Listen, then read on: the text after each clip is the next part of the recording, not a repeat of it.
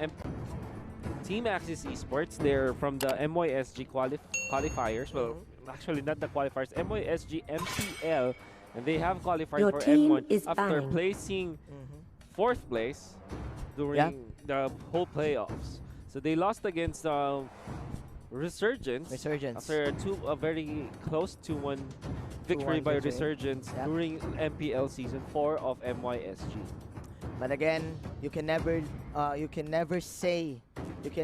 be too sure if it's Mobile Legends, man.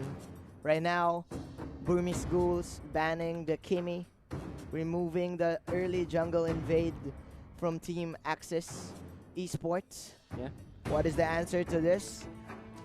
Chango is open. And there you go, the classic Kaja Kufra ban, the double K. The double K. Banning the double K. So now, Burmese Ghouls should be considering banning out the Grok this time, or the export. And of course, Axis Esports, whoever gets a chance to take that Grok or export, for sure will get it. So Axis Esports definitely will be considering and hinging their lineup onto that first pick. Let's see, ladies and gentlemen. Again, we're live in YouTube Gaming. As you've said, Xborg, very high ban rate, especially in day number 1. I think we have not, we did not see any Xborg highlight plays. Yeah, because Xborg is usually banned. We only saw Xborg once. Yep. Yeah, that was. Of course, Harith is going to be the choice. So this is interesting for Burmese Ghouls, right? Because they know that the first pick belongs to Axis Esports. And instead of giving away one of the 2 top bans like the Grok and the Export, they chose to give both so that they will open it up. This means that Axis Esports, they will have to choose this time. Is it going to be the Grok or the Export or the Hylos? Yeah, the Hylos is what I've been thinking right now. It is very successful. Yesterday, just baiting out skills and then using the Glorious Pathway to get away. And sometimes they do layer it with the Revitalize. So, but as you said, it's the export. So, Axis Esports, they do have the security of sustaining the side lane, especially having the Firaga armor on Xborg. Sure. That's Xborg, and of course the Grok, like we said, an answer. It's either Xborg or Grok, and Burmese Ghouls will have it. Now Hylos is there. It is available, and it will be picked. Exactly. Prediction 100%. Prediction 100%. So, you have the Grok, you have the Hylos. What is the main counter? Probably they will pick true damage, carry or a Lunox. Should be carry. Should be carry right now. And then you go for maybe a Thanos. Another support or another sustain lane. I think it should be a support. You kind of need attack this time, so it probably is the Akai for Axis Esports so that it will not be banned by Burmese Ghouls. Or maybe get their mid laner this time. Like you said, the Lunox is available. Maybe they will consider Chango this time because they are afraid of it, but of course. I think, more damage. Carry. More damage. Your team and this is scary because Axis Esports now investing into the late game for this carry and this Lunox. The more HP you have, the harder the damage it gets. Yeah, I think that they will consider the Chango this time because it might be banned out. So the idea here is Burmese Ghouls should look for a Durance carrier. And definitely Chango is one of those candidates to actually hold the Durance. And it makes a lot of sense this time. And you know what, Manjin, we have predicted everything. Predicted everything, man. 100% predict. 100% predictions since yesterday, bro. Since yesterday, we're on a roll right now. Okay, so what do they ban? For Team Burmese Ghouls, the Masha and the Granger is still open for the taking. So I think if they want that cover up type of play style, they do want this, but that is dangerous because again, 8% magic damage from the Lunox.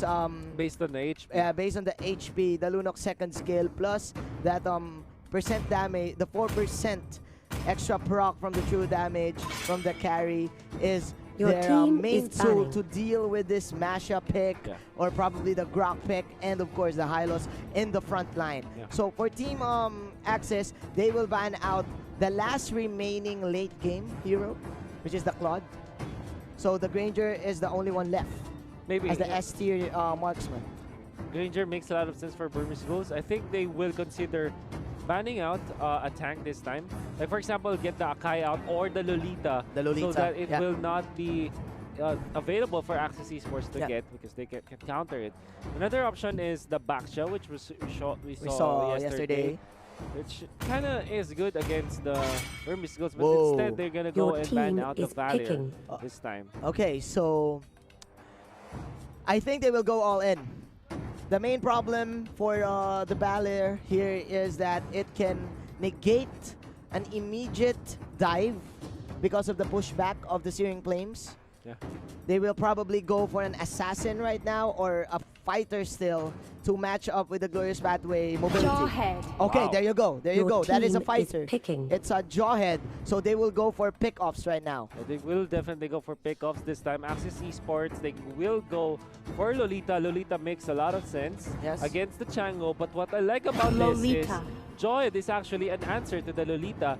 We will explain later. Masha is going to be the pick. So the idea here is, Manjin, when you go for the Jawhead, you go for the ejector. And you put the ejector up, the Lolita Bulwark will be negated. It's automatic. It will be cancelled. That's because of the knock-up. Yeah, because of the knock-up. And plus, I do feel that the Jawhead is a good substitute for the Kaja. It is a good option. Bruno. The ejector is not an ultimate.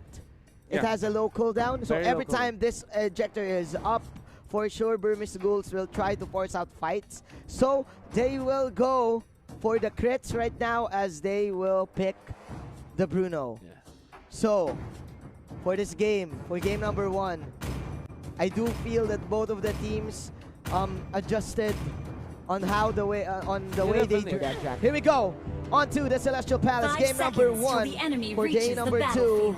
Long will be using the carry Scott as the X-Born, Rin as the Lunox, Evil X will be using the Lolita, and Lassie will be using the Mash. On the other side, you have Burmese Ghouls. It's gonna be maybe on this tank rock. It's Ice on this Hylos. Actually, it's Kid on this Chango. It's PV and DV on this Jawhead and Ace on the Bruno. Alright, so in the mid lane, we do have a little bit of pokes here from the Grok and Kid, but I do like what Access Esports is doing. They are giving Long the time of his life. This will of course go to the Lunox, but right now, Carry having the Bounty Hunter will get a good amount of XP to deal with this Jawhead in the bottom lane. So if the Carry goes level 4 before 2 minutes, the Lolita can just immediately leave him be and enjoy his time here in the bottom lane. Now they will try to take this River Crab and are able to take it for sure. They're forcing out the Jawhead this time. They're diving towards it. They will go for, of course, the unstoppable force. Well, that is happening up top already. There's a push on the turret, which is very, very quick. Very quick, very fast. But both of these teams having the same plan at the same time. Unfortunately for Access Esports, the turtle will spawn in the top lane. So right now, I think they don't need to set it up because Burmese Ghouls has the map advantage. Plus, they are now having their early boots, so they can rotate very quickly in the top. So as we can see, the Bruno and Ice is setting up for this objective take as they will push out the tower. Yeah, I think it's very important for anyone, particularly for Burmese Ghouls, to secure all of the turrets against their enemies, because what it does is it gives you map control. At least it increases your real estate in the game. There you go, like we said. But again, this is the early game damage coming in from Rin. The Order of Chaos really paying off. This is a lot of damage, of course, coming out from this Lunox. And there's a lot of pressure, however, from Burmese Ghouls in the middle. Expert will be here to defend, as well as the Lolita. Initiate retreat! And they will just retreat this time, but they have the damage onto the Grok. Grok, however, runs away. Very, very tanky. Maybe survives, even popping that movement speed sprint. There you go. The turtle for an exchange for a kill. I will always take that. But again, Team Burmese Ghouls having more experience, especially in the international scene. They do lead by around 1,000 right now, and Kid is at level 7. He will probably go for the immediate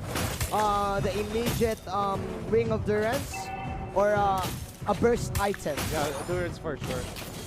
Let's see how they will utilize this early lead coming up from the Chango, but instead they will just secure the crab. There is the ejector. There you go. They want to go for the core this time. Whoa! But of course, a very nice usage of the wild charge to stop the bulwark. That is part 2 of the death of Team Axis Esports. As again, we've said this in the early game, you will pick the Jawhead for picks. For pickups, and that is going to be an objective here in the bottom lane for Team BURMESE Ghouls, and they do want to shut down the space being created too long. And there you go, ladies and gentlemen. This would be a block from the Grok. Meteor shower is not available, but this means that they will again take away the buffs from Axis Esports. They always do this, and very importantly, BURMESE Ghouls having the lead right now, getting on the turrets as well as the buffs. Now the glowing one is already available for this Chang'e. There you go. It's going to hurt. Another clash here in the jungle. That is the last insanity being popped. That is a Numinum Blast as well to cancel out more engage for Team BURMESE Ghouls. But as I say this, they will just pick up one and they will be very disciplined. They will just disengage. Just disengage, not being overly aggressive, not overextending against their opponents so that they will maintain this lead. Still 2,000 at this point.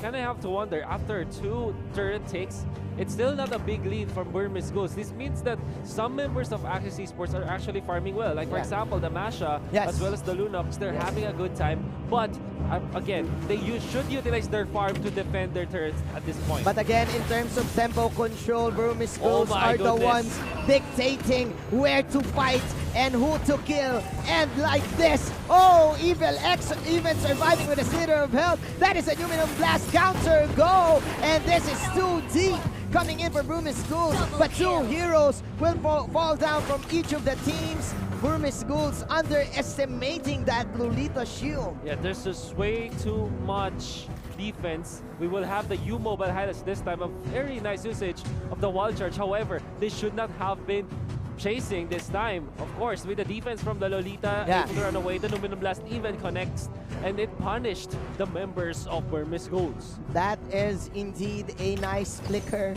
from Evil X to dodge out the second skill of this Chang'e, and it will give Axis Esports the ability to come back from this small deficit right now. It's still an even ball game. I do feel that Axis Esports, when we go up to 9 minutes, they will deal a lot of damage. Turtle resurrecting soon. It's very, very important. This time, gonna be a block on the drop. Now they will attempt to go for the turtle at this point. BURMESE Ghouls, they do have a lot of control around the turtle area, and they are able to take it very easily, extending their lead once again, and of course giving them better chance of winning the team fights because of the turtle buff. Yes, you are definitely right. But look at this, both of these carry players, the marksman is having a good time, just farming up along with one vet. The Bruno still doing nothing yet, but as you can see in terms of scaling, the Bruno is better in terms of one-on-one against the carry, especially having the crit. But as I say this, Team Axis Esports still buying time, pushing out the top tier 2 tower. So instead of doing anything else, what Axis Esports did was just to match the movements of BURMESE Ghouls. They just pushed the bottom lane, the top lane, when instead of defending the bottom lane, but there will be a clash. There's no Numinum Blast. It's gonna hit up to one, but they are able to kill up another. There you go. That is indeed a late glorious pathway, ladies and gentlemen. The fire is burning on the dance floor for Mr. Scott, but Bruno will shut down the Masha, and here comes a retaliation play coming in from BURMESE Ghouls. One by one. Shower in the meteor, says Kid 001. That is the flicker, and that is the ejector for the Lunox. And Bruno taking down the mage player. What a play from Burmese Ghouls. Very nice comeback. This is the replay, like we're saying right now. Could be a kill, of course. That's the Lumino Blast only connecting with one, but the Glorious Pathway actually helped them win this fight. They are able to take 2 kills, but because of their overextension, Axis Esports actually lost more. And Burmese Ghouls, of course, capitalized on this overextension from Axis Esports. Yes, and the range is just too far from Axis Esports to reach Kid 001 and A002. Clutch, flicker in, coming in from the Jawhead to immediately respond to Axis Esports disengage. Means that the Lord will be in here for the taking for Burmese Ghouls. Slowly taking over this time with the Grok. That is a mess. Spotting out the members of Axis Esports this time. Go for the Lord, of course, with the Bruno in there, they do have the damage. Berserker's Fury picked up by the Bruno. Yep. And the Divine Glaive for Kid on the Chango. So you have the crits and you have the magic penetration. What can the Firaga and the Bulwark Shield do right now? 7-5 is the score, ladies and gentlemen. Burmese Ghouls. They do want to set up the Lord. They're pushing out all of the lanes, and the Lord will go to the bottom lane. Kid 001 just popping all of these meteor showers to get all the pokes that they need. Very aggressive maneuver coming out from the Highlands, but the Bruno is here. They're taking the damage. It's actually hurting the members of Axis Esports. The Glorious Pathway is there, but the Highlands will still die. Will there be more coming out from Axis Esports? No, because Burmese Ghouls, all they wanted was the top tier 2 turret. Yeah, they just want to push. That is a sacrificial play coming in from the support. But right now, the Lord is here onto the bottom side. That is another wild charge. Here comes the Lumino Blast. Kid flickering in. Unlikely, ladies and gentlemen. And there comes the push coming in from Burmese Ghouls. They do want to end the game. That is another ejector play. Alley-oop coming in. Coming in from the Jawhead, and everyone is on the floor. Just like Bruno Mars. Triple kill from this Bruno. Oh my goodness. This Bruno sang the song, and Axis Esports, they danced all the way through it on cue, and now they're falling out. That's the wipeout, and of course the victory by Burmese Ghouls. Turned